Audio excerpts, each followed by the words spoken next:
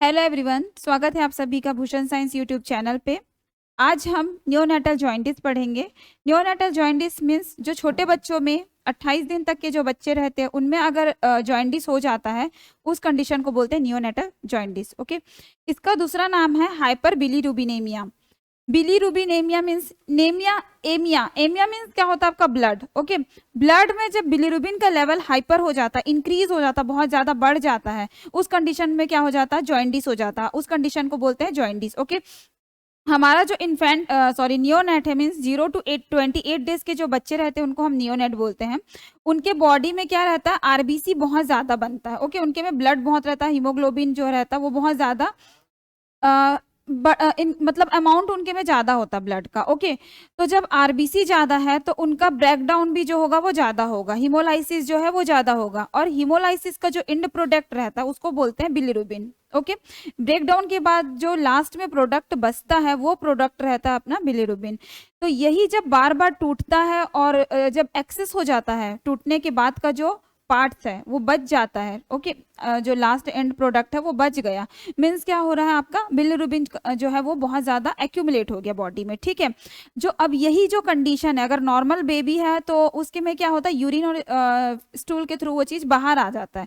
But जब वो चीज अच्छे से नहीं हो पाता है और वो चीज एक्यूमुलेट हो जाता है, वो कंडीशन आपका जॉइंटिस में गिना जाता है। ओके, और हम क्या देखते हैं, हम बेबी को कैसे पता करते हैं 28 डेज का बेबी है या आफ्टर बर्थ हो गया है बेबी को जॉइंटिस, तो कैसे पता करेंगे। बेबी का जो स्किन का कलर रहता है या हर ह्यूमन बीइंग का स्किन का जो कलर रहता है वो थोड़ा सा बच्चों में पिंकिश टाइप का रहता है। ओके, तो वो पिंकिश कलर जो है उसके आरबीसी की वजह से होता है। ओके, आरबीसी जो है वो कलर जो है, टेक्सचर जो है बच्चे का वो आरबीसी की वजह से है।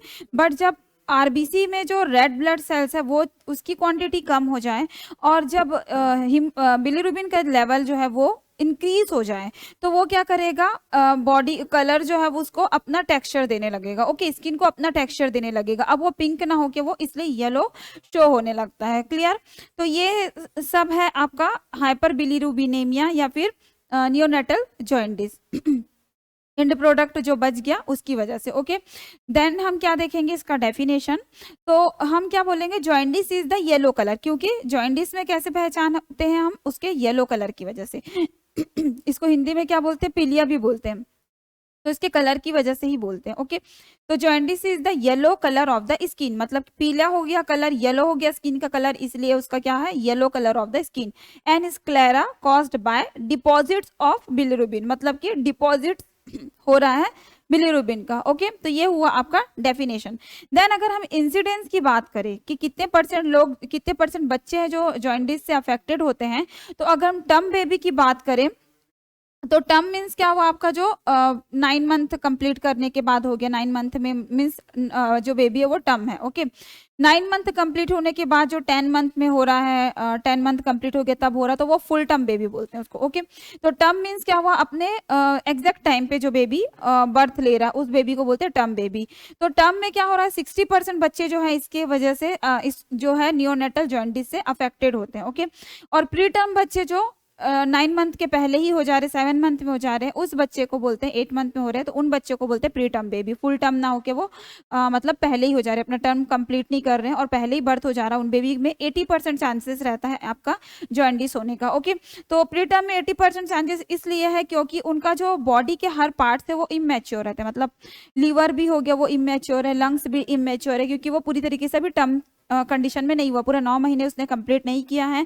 9 महीने से पहले ही जब बेबी डिलीवर हो जा रहा है, प्री मैच्योर है, उस कंडीशन में बच्चा क्या होता है, उनके में मैच्योरिटी नहीं है, उनके ऑर्गन्स मैच्योर नहीं है, इस वजह से डिपोजिशन जो है बिलिरुबिन का वो ज्यादा होने लगता है। इस वजह प्रीटर्म बेबी को 80% जो चांसेस है वो हो जॉइंटिस होने का। ओके, नेक्स्ट हम आपका क्या देखेंगे, अगर हम इसके टाइप्स की बात करें तो ये 2 टाइप्स का होता है। मेनली हम देखेंगे तो ये 4 टाइप्स के होते हैं, उसमें कॉन्जुगेटेड और अनकॉन्जुगेटेड भी है, बट हम इसमें देखते हैं तो मेनली 2 टाइप्स के होते हैं। ओके, फिजियोलॉजिकल जॉइंटिस और pathological jaundice. Okay, physiological jaundice हम कब बोलेंगे, जब बच्चा 24 आवर के बाद वो चीज अपीयर हो रहा, मतलब बच्चे का बर्थ हो गया है, 24 घंटे हो गए हैं, उसके बाद जब वो चीज़ शो कर रहा है, स्किन का कलर जो है येलो हो रहा है, आई का कलर येलो हो रहा है, वो चीज़ शो हो रहा है, तो उस कंडीशन को हम क्या बोलेंगे?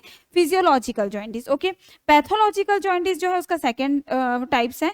पैथोलॉजिकल जॉइंटिस में जो है विद इन 24 आवर्स को बोलेंगे, मतलब बच्चे ने जैसे ही बर्थ किया वो जॉइंटिस के साथ ही बर्थ हुआ है, या फिर 24 घंटे के अंदर उसको कभी भी जॉइंटिस हो जा रहा है, मीन्स 24 घंटे के पहले हो रहा है या अंदर हो रहा है विद इन 24 आवर्स में, तो वो पैथोलॉजिकल है।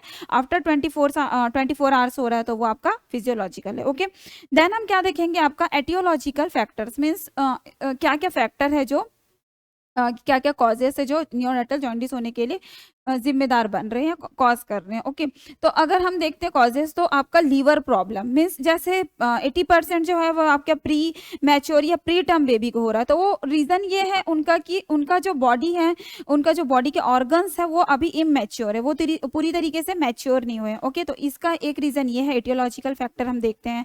एटियोलॉजिकली अगर हम देखते हैं तो एक रीज़न ये है। और लीवर, हम अगर टर्म वाले बेबी की बात करें तो उनमें अगर हिपेटोमेगाली हुआ है, उनका लीवर में इनलार्जमेंट हो गया है, लीवर प्रॉपर फंक्शन नहीं कर रहा है, तो ये भी रीज़न हो सकते हैं जो आपका हाइपरबिलिरुबिनेमिया का। ओके, देन मोस्ट जो चांसेस रहता है जॉइंटिस होने का, नियोनेटल जॉइंटिस होने का, वो रहता है आपका ABO incompatibility.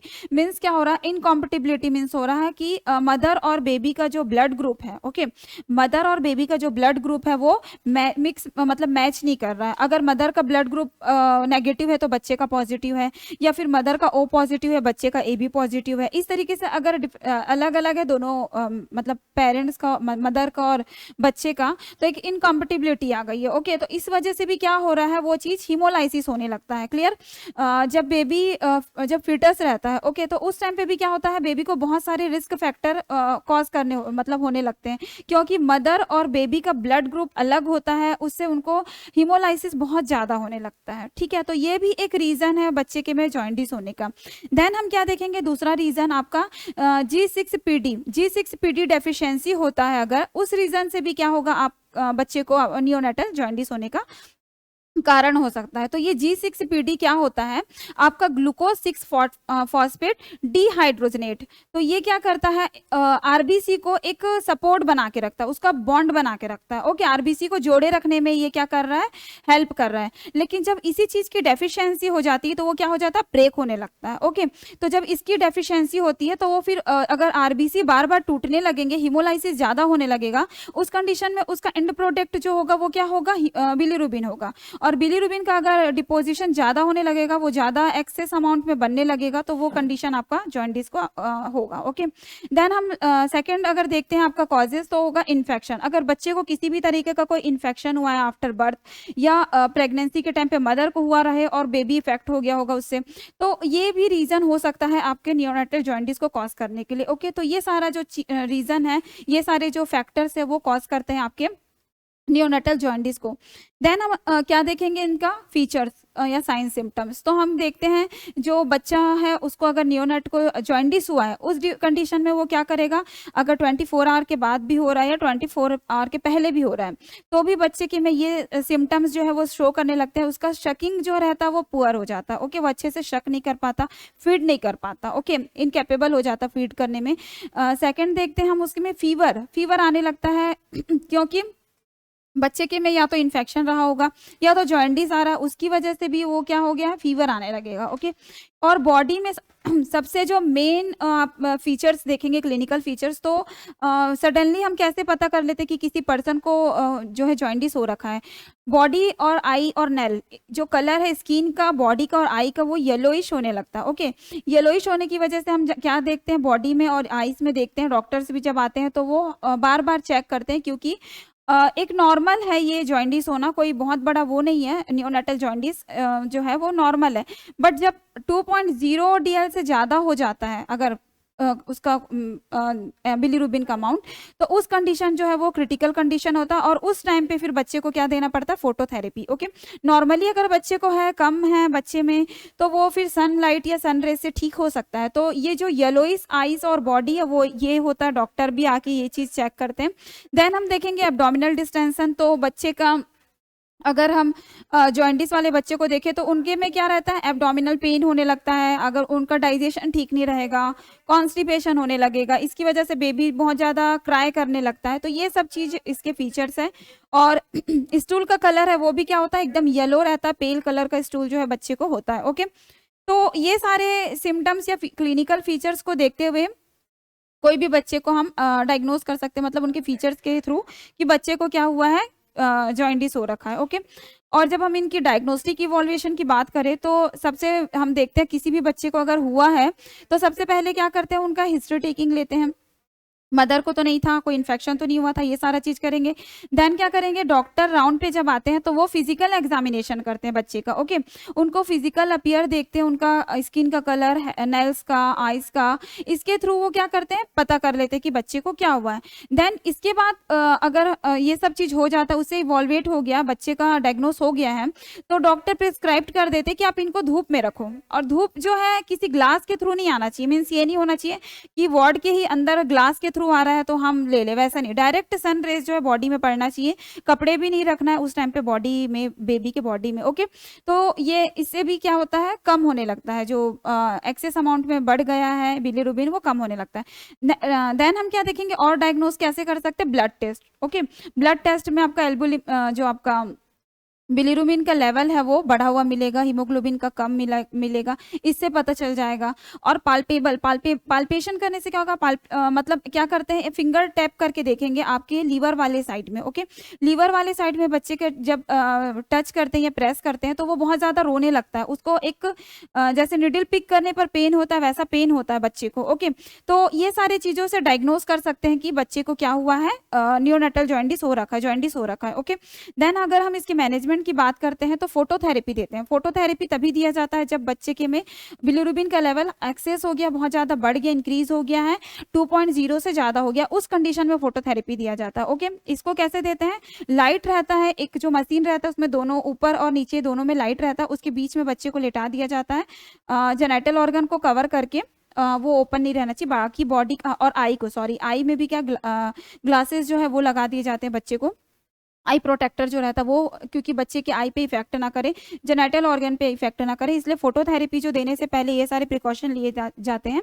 Then high spectrum, मतलब कि 550 टू 580 mm में जो है स्पेक्ट्रम को सेट करके देन उनको फोटोथेरेपी दिया जाता है, जिसमें ब्लू लाइट रहता है। ओके, ब्लू लाइट रहता है इस थेरेपी में। इससे क्या होता है, फिर वो बच्चे के में जो बिलिरुबिन का लेवल बढ़ा है वो चीज मैनेज करने के लिए, मेंटेन करने के लिए। ओके, तो ये चीज हुआ। देन हम क्या देखेंगे, ड्रग अगर देखेंगे तो ड्रग्स ज़्यादा बच्चे को, कोई भी छोटे बच्चे हैं, नियोनेट है, उनको ज़्यादा ड्रग नहीं दिया जाता है, मेडिसिन नहीं दिया जाता है, डॉक्टर जितना हो सके अवॉइड करते हैं। तो अगर बढ़ा हुआ लेवल है, फोटोथेरेपी से अगर ठीक नहीं हो पा रहा है और सन रेसेस से ठीक नहीं हो रहा है, तब जाके फिर बच्चे को फिनोबार्बिट्यूरेट जो है वो दिया जाता है, अगर बहुत ज़्यादा लेवल बढ़ा हुआ है तो। ओके, और अगर उससे भी ठीक नहीं हो रहा है देन क्या करते हैं हम, ब्लड एक्सचेंज करते हैं। ओके, एक्सचेंज ट्रांसफ्यूजन जो रहता है, ब्लड नहीं, एक्सचेंज ट्रांसफ्यूजन में क्या करते हैं, फ्रोजन आरबीसी का, ओनली आरबीसी का जो है ट्रांसफ्यूजन किया जाता है। ओके, वो इसलिए किया जाता है क्योंकि हिमोलाइसिस हो रहा है, आरबीसी का ब्रेकडाउन हो रहा है, तो जो फ्रोजन वाला आरबीसी हम इंट्रोड्यूस ट्रांसफ्यूज कर रहे हैं, उससे जो हिमोलाइसिस हुआ है वो चीज फुलफिल हो जाएगा, उसका जो कमी हुई थी वो चीज पूरी हो जाएगी। ओके, तो आई होप आप लोगों को आज का क्लास समझ में आया होगा। Okay, thank you class.